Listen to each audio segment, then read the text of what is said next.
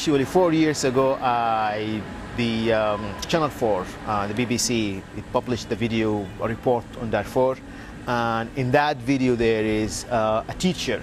Her name is Zahra Abdurrahman Nourain. I don't know her personally, but she spoke about what's happened to her.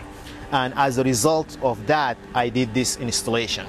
So Zahra is a teacher from Darfur, and in that report, she had been seen as someone who returned back to her village. She spoke a little bit about what had happened to her village. She spoke a little bit about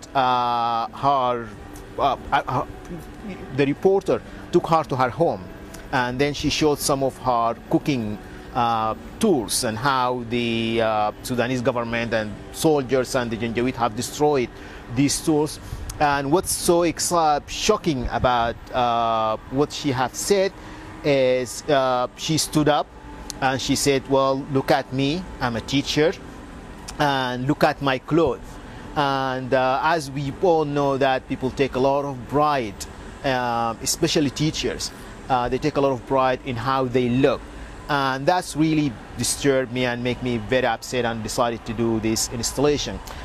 So the installation consists of clothes, regular clothes that people might wear anywhere, especially they might wear in Darfur, and I reform them in the way that they can have some gesture and some features for what it might happen in a place like Darfur.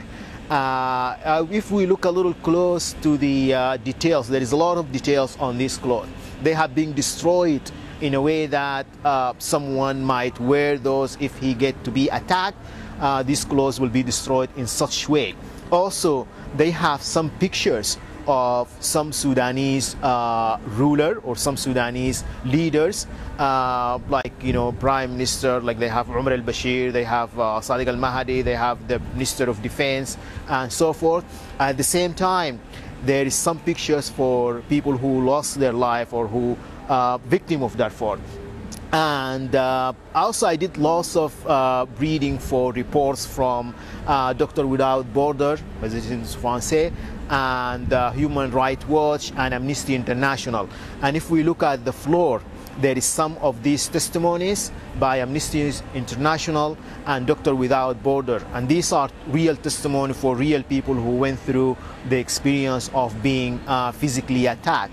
And in the other side, there is some clothes for children, and also there is lots of children who is in such situation now in Darfur. So for me, it's very much the installation supposed to tell a story, supposed to speak to people, supposed to tell a story of those who do not have a voice. So this installation will go there and give them a voice. And the idea of the laundry, because in the Sudanese culture, we have been discussing for a long period of time over SSA, that they represent themselves as they are really gentle and nice and sweet and generous and all of that.